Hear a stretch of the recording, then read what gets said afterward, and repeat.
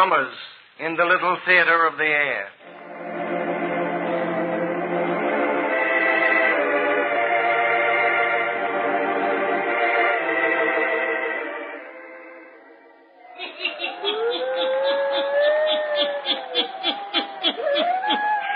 Oh, stories. Weird stories. And murders, too. The hermit knows of them all. Turn out your lights. Turn them out. Have you heard the story without end, eh? Then listen while the hermit tells you the story.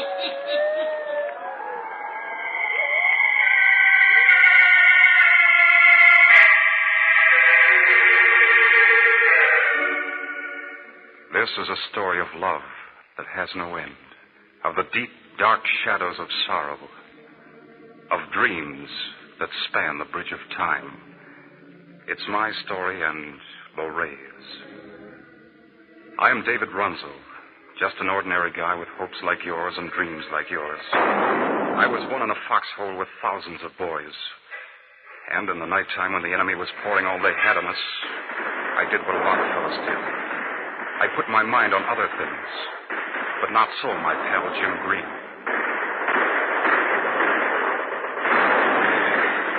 You're giving us all we got tonight, Dave. Yeah. There's a funny feeling a guy gets out here, never knowing just what minute the end is going to come, and yet always so close you can darn near taste it. Yeah. It's a funny thing, though. It never seems to get you like it does me. You know why, Jim? Got some secret system? Maybe. Well, let another guy in on it. You got a girl back home, Jim? Hey, girl. Man, I've got dozens. I've got just one. I figure there's more safety in numbers. You got just one. How do you know she'll be yours when you get back? I know, Jim. There was never anyone for Lorraine but me. And there was never anyone for me but Lorraine. You got more faith than I have, Dave. There's still a lot of fellas on the home front making hay while the sun shines. So they tell me. I never worry about Lorraine. She's always with me. Always.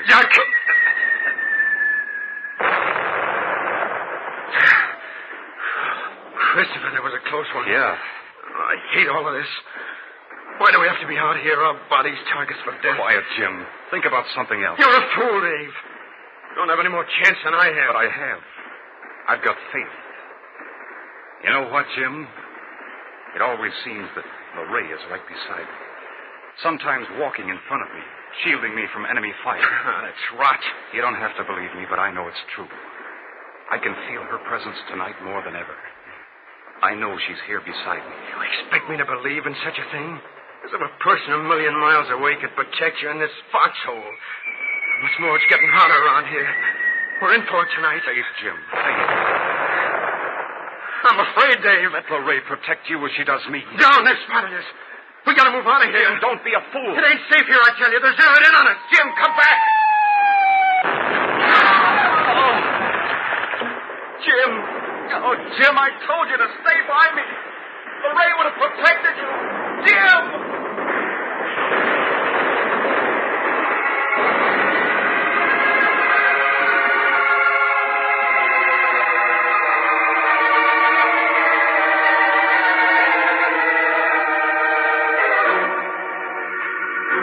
Oh, you may not believe my story any more than Jim, who lost his life that night. But I knew my darling Lorraine was constantly by my side. No matter how terrible the battle, she was protecting me. When I was in the front line, she was my shield and my protector. When we moved along the roadways and our planes above spotted us, I had no fear, for Lorraine was near me. Since childhood, we'd been pals living on nearby farms. Somehow, even as kids, we seemed to sense that there was a strong bond between us that no amount of kidding from the other kids could harm.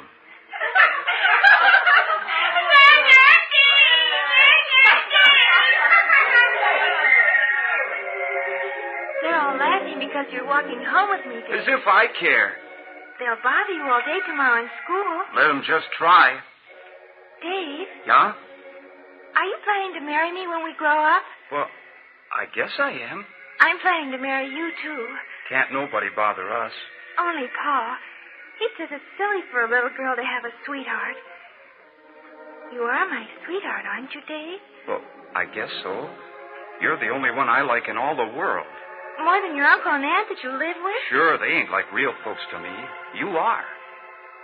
I'll always belong to you, Dave. Always.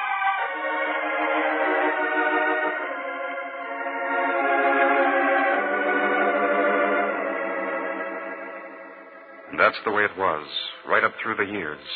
We always belonged together. Maybe it was because I didn't have any real folks. I was an orphan, and the folks that adopted me let me call them aunt and uncle. They were good to me. Uncle Henry planned to let me run the farm when I got through my course down at agricultural college. And someday, the farm would be mine. And Lorraine and I, we planned to be married just as soon as I finished my school course and began to run the farm. And then, along came the war, and I had to go. And the evening before I left, Lorraine and I walked to our favorite place for meeting, in the woods, just beyond the clearing of Uncle Henry's place. We had a favorite old log there where we could peer through the clearing and see the house and hills beyond. And a patch of sky to the west, where the sun dipped down from sight and sent colored streamers out into the sky. And here, when night came, we could look up above the treetops and see the stars and watch the old moon come riding forth into a purple field. Our trysting place was like a seat in a cathedral. Everything good and clean in life was close to us there at our meeting place in the woods. It was here that we said goodbye. You don't want me to come into town and go to the station, Dave? Don't you think it's better to say goodbye here? We'll never say goodbye, Dave. Never. No matter where you go. I'm always going to be with you. Sure. I kind of feel like that, too. And, Dave, when you come back, the very hour that you return to me, I'll know it. I won't come down to the station. I'll be waiting here in the woods, here on the old log. This is where you'll find me. Oh, Lorraine. Dave. You'll be brave? Yes. I'm going now. Don't turn and look. I'm walking away, but I'm not really leaving at all. I'll be with you always. Oh, don't turn and look. Before you know it, I'll be back. I'll return and be sitting beside you, here on the log at our old trysting place.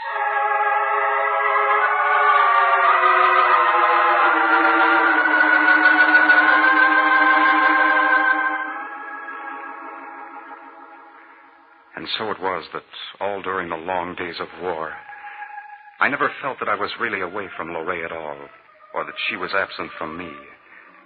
Why, there were times when it was as if I could reach out just a little and find her beside me. In fact, there were times that I could actually hear her voice. I recall the first time I heard it. It was a bad hour. The enemy was giving us everything they had from the sky.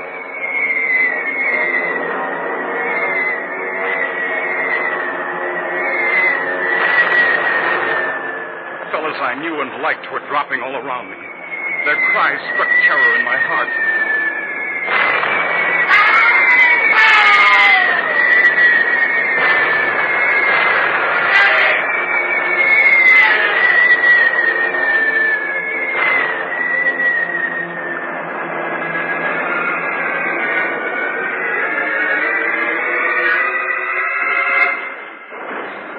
Of all the hellfire and dying, the pain and the terror, just as clear as a bird call on a silent night, I heard Lorraine's voice for the first time. Do not fear, my darling.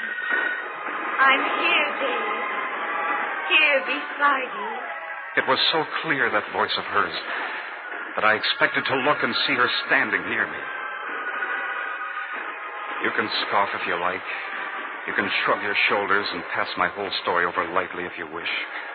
But I know Lorraine was there beside me as the battle raged all around.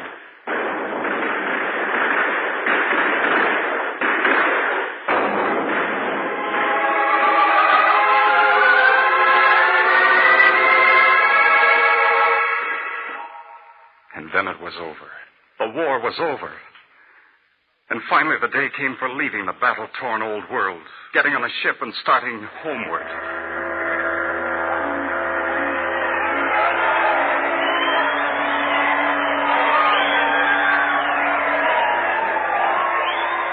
was shouting and rejoicing. There was singing and laughter. There was hope about to be fulfilled. There was home just beyond the horizon. We were at sea. Then we were in the harbor. Then on shore. And then soon discharge. I'd made up my mind I'd return without a word to anyone. Yes, I'd fool Lorraine. She said she'd know the very hour that I'd be returning. I wouldn't have to tell her, she said. The very hour that you return to me, I'll know it. I won't come down to the station. I'll be waiting here in the woods. Here on the old log. This is where you'll find me. Yeah. We'd see how good she was. We'd test that second sight of hers, that intuition. All the while on the train that carried me towards home, I kept chuckling to myself. We'll see. Just see if she will be waiting on the old log when I come walking into the woods.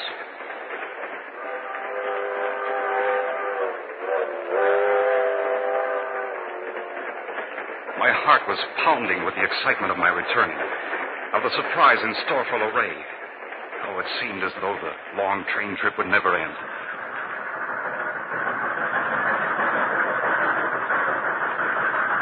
But finally, we pulled into the station. There was a little bunch of town folks around the old depot. I didn't want to see anybody. I waited until the train was almost ready to leave, and then I jumped off on the opposite side. I took to the fields that led out to the road to where our farm stood. It was autumn. Already there'd been a frost, and the old maples in the woods were dressed in scarlet, brilliant red. Under my feet, the dry leaves made soft music. Only a little way further to go, and our log would be in sight. And then, there it was before me. I stopped, dead still. I couldn't move. For there she was. There was Lorraine, seated on the log just as she'd promised. The setting sun made her all golden. Her fair hair was touched with it, and sparks of light danced upon it. She was looking right at me. Now she was standing, her arms stretched out to me. Oh, Dave. Dave. You knew. Yes, Dave. You knew I was coming. Yes, my darling. Just as you said you would know. Yes. Oh, darling Lorraine, you've never been absent from me. Not for an instant. No, Dave. You followed me wherever I went. Yes. There were times when I actually heard your voice. Of course. What did you say to me? Do you remember what you said? Yes. Tell me. I remember. I said, do not fear, my darling. I'm here, Dave. Here beside you. Yes. That's what I heard you say. We will never be separated, Dave. Never. Of course we won't. Not now. I'm home safe and we'll never be parted again. Never let anyone tell you differently. Never let them say that we are parted. What do you mean? We're together. We can't be parted, not ever again. Dave. Oh, my darling. More beautiful than ever. But you're so cold. Night is coming. It's chilly here in the woods. I must get you home. Try and catch me. Try and catch me, Dave. Well, hey. You can't run away from me like this. Wait, I'll catch you. I'm a pretty fair runner these days. Don't you know I've been in training? Hey, you can't hide from me. Well, what do you know? You've pulled one on me. I can't see you anywhere. Lorraine, where are you? Say, you can't run out on me like this. I'll find you. Huh. Well, what do you know? Got out of my sight. Okay, honey, you win. If you can hear me, I'm going up to the house to clean up a bit. See Uncle Henry and Aunt Martha. But I'll be over to your house on the stroke of 7. Do you hear me? At 7. And tomorrow we get the license to be married. Lorraine, can you hear me? The license to be married.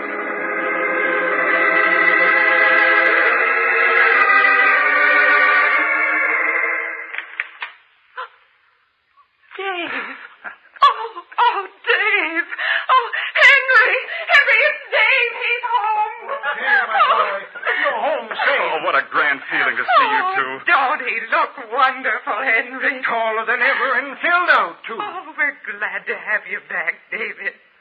Glad you made it safe and sound. I tell you, there wasn't a chance of me not making it.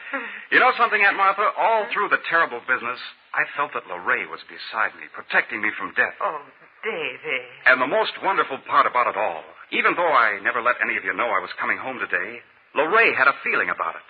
She was waiting in the woods for me just now at our old log where we always used to meet. What did you say, Dave? Lorraine was waiting in the woods for me. I just left her. She sensed that I was coming home today, and just like we planned before I went away, she was waiting for me in the woods.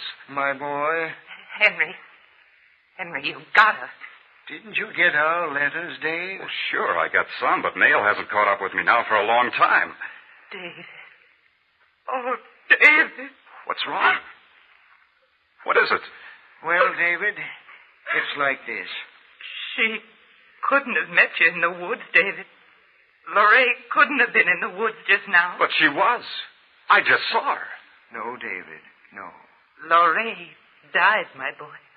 She passed away just a little while after you went overseas. We wrote you. We finally wrote you about her death.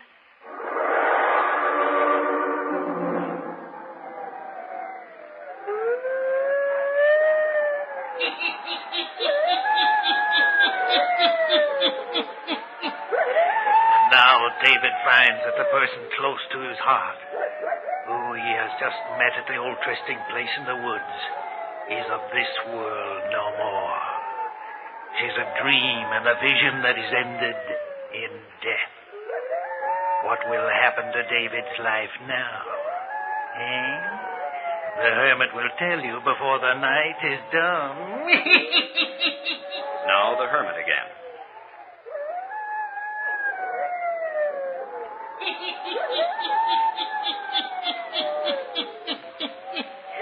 And now David Runsell goes on relating the story of his life to the hermit. Listen.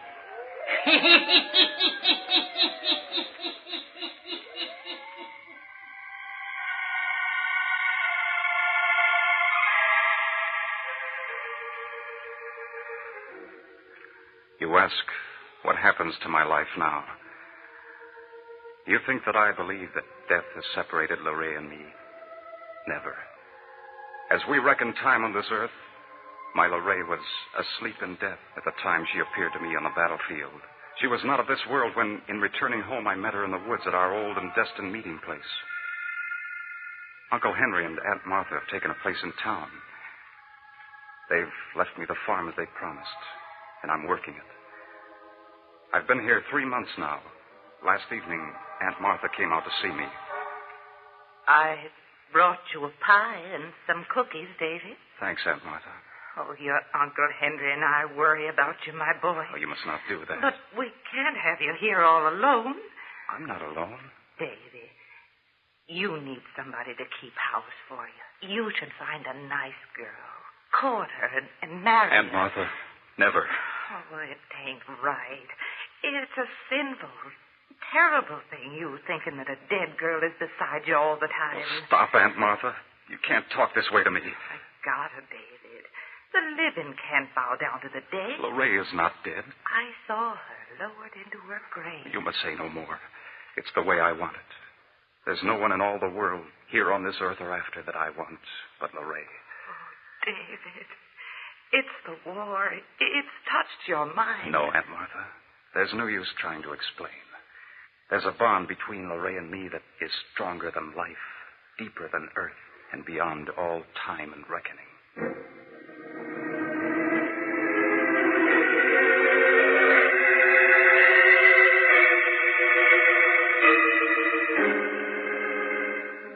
Sometimes I wonder.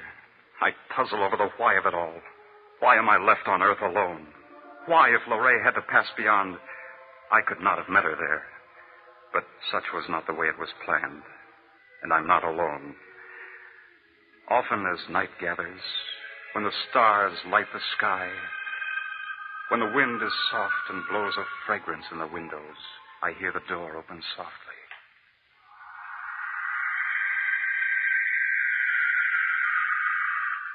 Lorraine? Yes, David.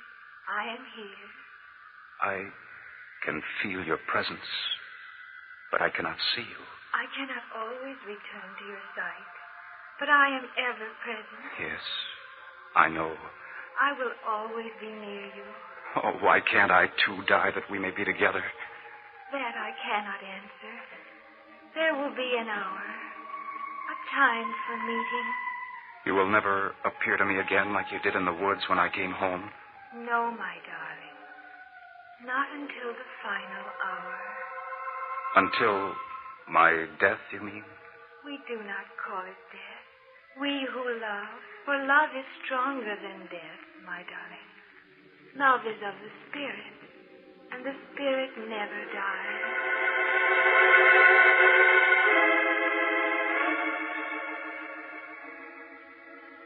And so it is I know.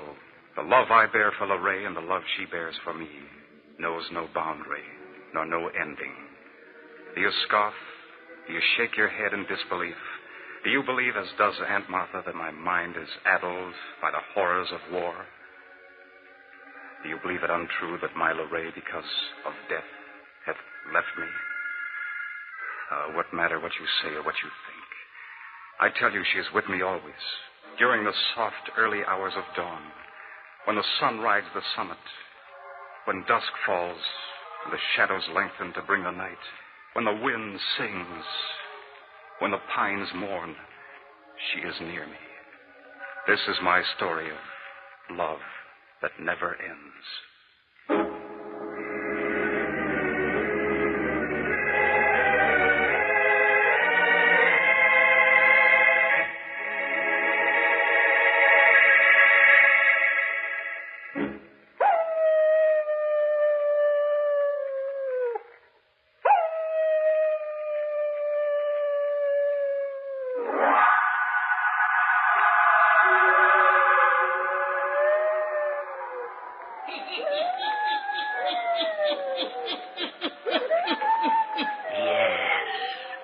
This is the story of David Rudzo, a boy who believes in a love stronger than life or death. This is the story he told me, a story without end. Turn on your lights. Turn them on. I'll be back. Pleasant dreams.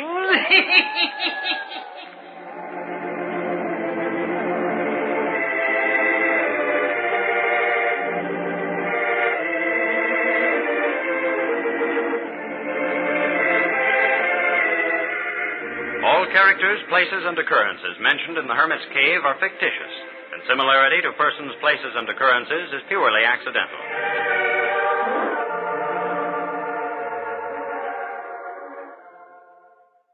Spooky Ventures is the home for spooky content and spooky merchandise on the web. Check it out today at spookyventures.com. And remember, always keep it spooky.